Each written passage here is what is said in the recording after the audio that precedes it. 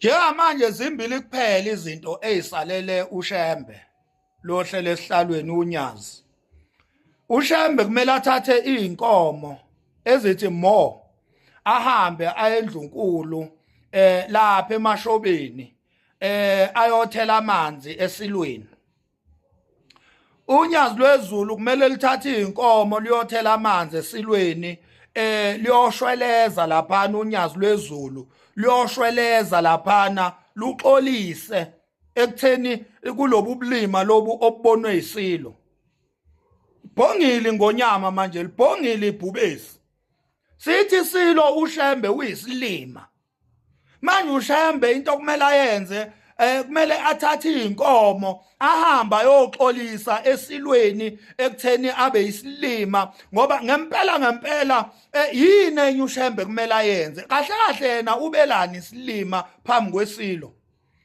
Sesibuza ke nje uShembe yena kahle kahle ubelani isilima phambi kwesilo phambi kwangangezwe lakhe.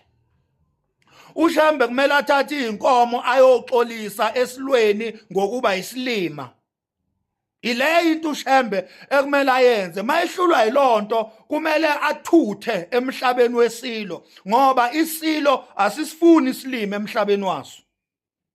So uShembe ke zimbili izinto ekumele a-decide kuzo. Either uthatha izinkomo uyoshweleza kuyisilo ngokuba isilima phambi kwesilo noma uyathutha emhlabeni wesilo. Kumele achuze lapho uShembe ngoba awukwazi ukuba isilima phambi kwesilo. Isilo njoba sithi uyisilima nje okusho ukuthi yena wenza ubulima phambi kwesilo.